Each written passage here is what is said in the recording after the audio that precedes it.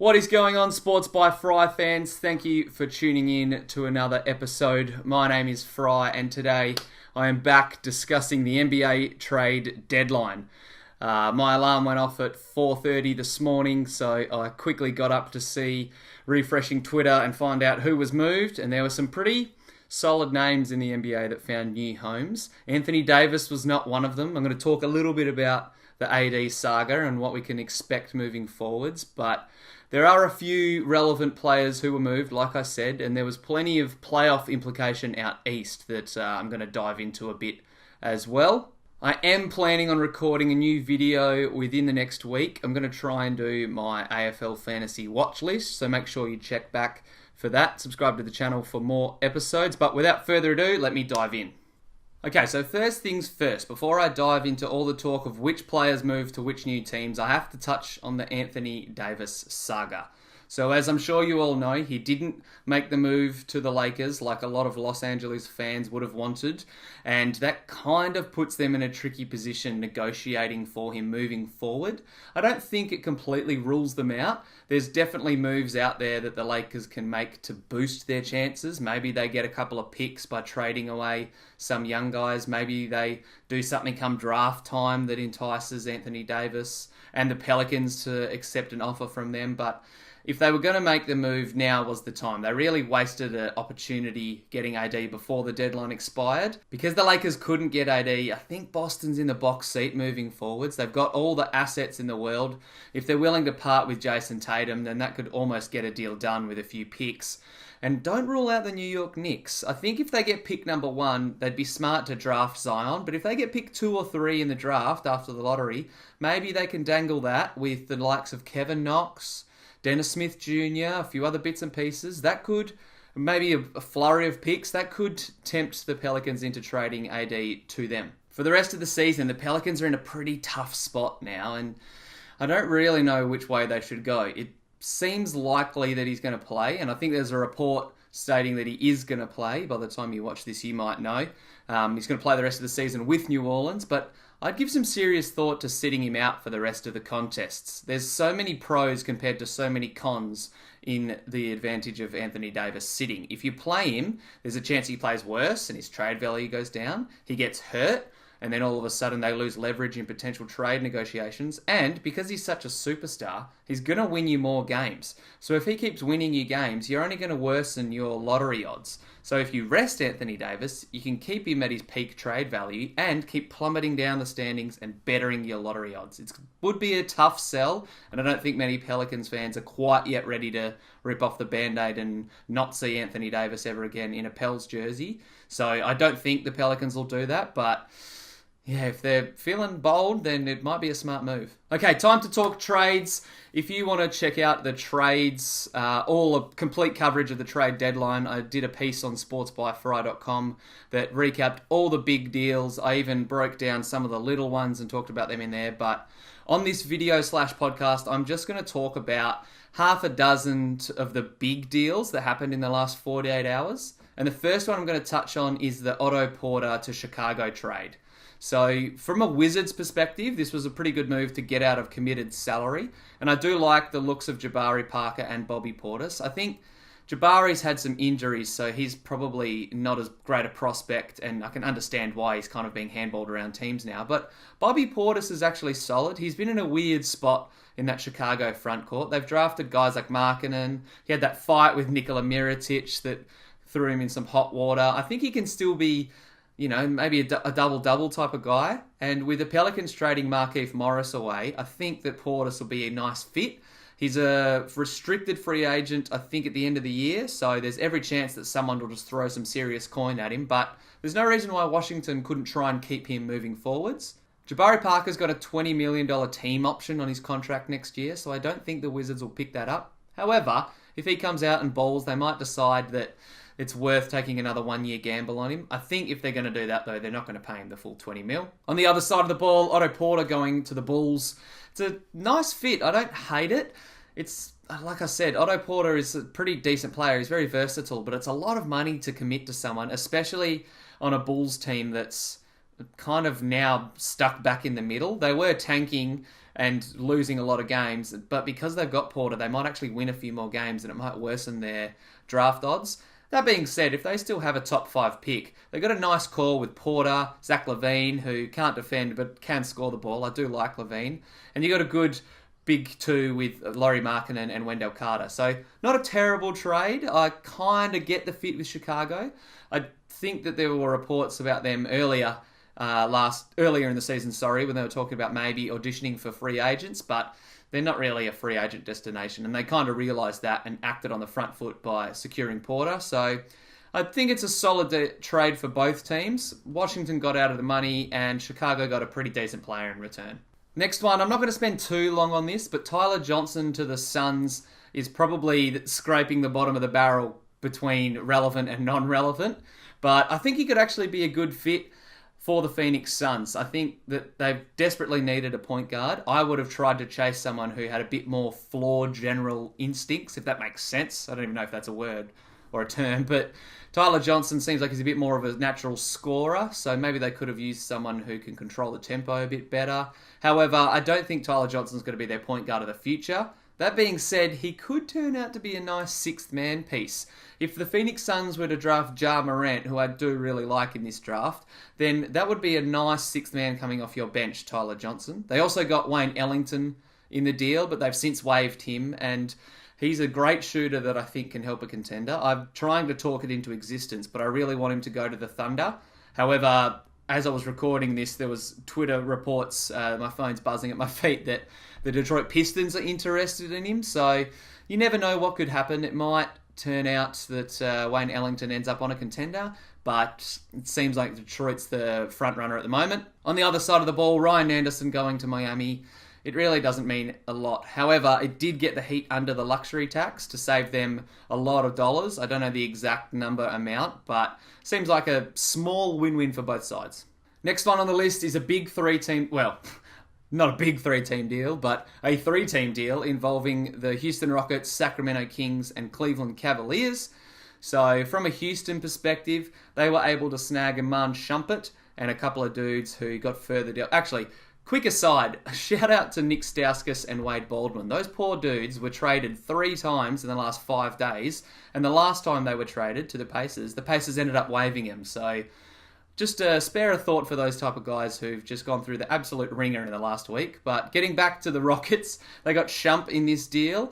Now, I don't know how much Iman Shumpert can contribute anymore, but if he can at least hit a couple of threes and play solidly, he might get minutes in the playoffs. I think he's the type of guy that will see the court during the regular season and not see the court during the playoffs, if that makes sense. So not a huge benefit there for Houston acquisition-wise, but they did get off Brandon Knight's contract, and they dealt that to the Cavaliers, along with Marquise Chris and a 2019 lottery-protected first. So just this trade period, Cleveland's actually acquired 8 draft picks. There's only 2 firsts in there, but it's proactive from the Cavaliers. I don't mind it as a fan myself, a Cavs fan, so not a stupid move to try and get back a bit of draft capital, especially after we were gutted in the LeBron era. So thumbs up from Kobe Altman this trade period. Would have liked to see us get rid of Kevin Love. But anyway, enough of the Cavs. Cleveland, in the last part of the deal, sent Alec Burks to the Sacramento Kings. He can definitely contribute. I started to like him as a Cav when he had some meaningful minutes. And I don't think he moves the needle a hell of a lot for Sacramento, but he's a good depth piece. So not a bad trade for all teams involved. Next up is my personal favourite trade of the trade deadline period, and that was Harrison Barnes going to Sacramento. Don't know why, but I've always kind of liked Harrison Barnes. I wouldn't have paid him as much money as as the Mavericks did a couple of years ago, but he can definitely still be a meaningful contributor. The Kings had a little bit of a hole at the small forward position. I think Bogdan Bogdanovic, or he might be Bogan, I don't know. There's too many Bogdanoviches cruising around the NBA. Whichever one is on Sacramento is a bit more of a 2-guard, so he can split minutes with Buddy Hield and now potentially Alec Burks. But getting Harrison Barnes, he can play a bit more of the 3 and even the 4 worst case scenario, and he can score the rock. That's something that Harrison Barnes does do really well. He's contracted for the rest of this season and then has a player option around $25 million for next year, so I don't think he'll be turning that down. And if he does play out that entire deal, then if it's not a right fit, the Sacramento Kings are so young that it makes sense for them to take this risk and then potentially get rid of him if it doesn't pan out. So I like the move from the Kings. They don't have their draft pick this year, so from a Sacramento perspective, you may as well try and win as much as possible. And this move definitely puts them in the playoff picture, especially with the Clippers trading Tobias Harris. I could see them dropping out, and that opens the door for a playoff team to pounce. So I think the Kings and the Lakers will fight for it.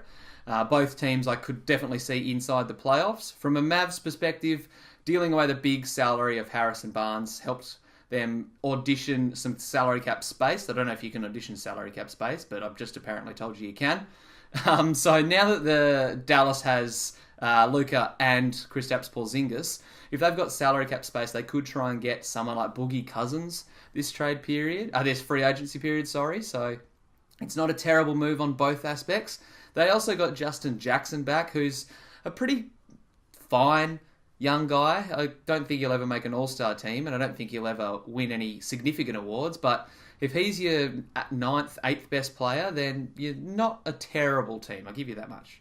Shifting my attention out east for a minute, and the Milwaukee Bucks were able to add another shooter. It's something I wanted to see them do this trade/buyout season, so well done to the Bucks for doing that. They snagged Nikola Mirotic from the Pelicans.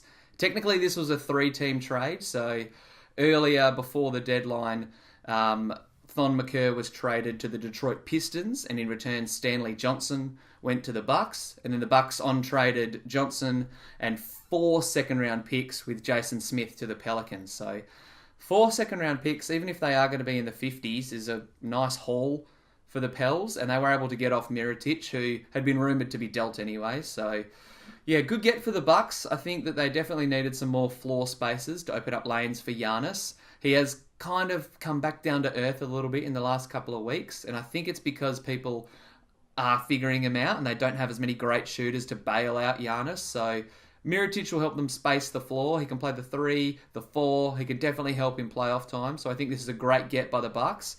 Quickly from a Pels perspective, I don't mind the young get of Stan Johnson. I've been a big fan of Stanley. I don't think he's going to, similar to Justin Jackson, be a superstar or make an all-star team, but I could definitely see him being a double-digit scorer. I could see him pushing like 15 points if he finds a nice niche. They traded away Wesley Johnson, the Pelicans traded away Wesley Johnson in the Markieff Morris deal that I already mentioned in the Wizards part. So there's definitely some minutes there for him at the small forward spot, and I hope that Johnson can secure those minutes and turn himself into a better player than what was happening in Detroit. He needed a fresh start, and I think this will be a good fit for him. Probably the biggest name traded in the last 48 hours, and arguably this trade period, it was Marc Gasol. It's a bit sad for Grizzlies fans to see one of their fan favourites leave, but it's a good move for the Toronto Raptors. They snagged Gasol, and in exchange Memphis got back Jonas Valanciunas, CJ Miles, Delon Wright, and a 2024 second-round pick. So not a great return, I'll be honest, but they can effectively wash their hands of all those guys in a year or two. I think from memory, both Valanciunas and CJ Miles have player options, and Delon Wright is a restricted free agent next season. So I like Wright. I think he could be a long-term piece with the Grizz. And a second-rounder, even though it might not be worth a hell of a lot, like I said, picks are picks, and you need picks if you want to draft players, and it's the easiest way to build up a championship team is through the draft. So not a bad return for Memphis. On the Toronto side of the ball, I think getting Gasol really puts them right at the top echelon of the East now. I have been a little bit skeptical of if they are going to be a contender, despite the fact that they're probably second at the time of recording this. I don't know why, I just haven't really believed in them. Maybe it's because I've seen them fail multiple times in the playoffs, and there's no guarantee that Kyle Lowry can deliver on the big stage as well. So getting another versatile playmaking defensive big like Gasol is a good piece for the Raptors. I do love the fact that he's a good passer and playmaker, and that'll definitely, I think, be utilised throughout the rest of the regular season and will help them in the playoffs. You got to go up against some big bodies in the East playoffs. The guys like Aaron Baines, Al Horford, Joel Embiid, Giannis, Brook Lopez. There's some pretty versatile and talented bigs that they'll have to match up with in the East playoff race. So getting Marc Gasol, even though he's a couple of years removed from his defensive prime, he's definitely worth the gamble. He's got a player option next year for around 25 mil again, and I don't think he'll take it. There's reports that he was not going to take it, and then he was, but I think that right now he's all about winning a chip, so he might take that player option up pending what Kawhi does, but regardless, they've got Kawhi, Kyle, and Marc Gasol now, a big three that they can rely on. They did kind of gut a little bit of their depth. However, with the growth of Pascal Siakam, OG Anunoby, and Fred VanVleet coming off the pine, Serge Ibaka as well on the list, I think that they're not as bad as some people might think with regards to depth now. So losing CJ, DeLon, and JV will hurt, but I think the pros outweigh the cons for this trade is what I should say. Last noteworthy deal, and unfortunately Philly fans, the 2017 number 1 overall pick is no longer a Sixer. Markelle Fultz was traded to the Orlando Magic with Jonathan Simmons, an OKC protected first and a Cleveland protected second from memory sent back to the Sixers in return. So just touching on Philadelphia for a minute, I think that Simmons can play some meaningful playoff minutes. Just quietly, I think the Sixers might have won this trade deal. They did give up a lot of picks for Tobias Harris, which is risky, and I don't think that they should have given up 4 picks, especially 2 firsts for someone of Harris's ilk, especially because he's a free agent. But if they do work things out, I like the fact that they've addressed some of their depth concerns. They've got they've got a really good starting 5 now. They've got a big 4 now they've landed Harris, and all reports indicate that they want to re-sign all those guys. So I do kind of like that. So well done from the Sixers perspective. They're, again, another East team all in on winning this year. But back to Markelle Fultz. Hopefully, pray to God for his sake that Orlando can give him a fresh start. First thing he needs to do is clearly get his body right, regardless of his clunky jump shot. He just needs to figure out what's going on with his shoulder issues. He might never be the same player that we saw in college, and he lit it up for the Washington Huskies. He was a great scorer, so I hope for his sake that he can kind of recapture the vibe and that he can develop and turn into a good point guard for Orlando. They need a point guard, so this is definitely a low-risk, high-reward trade.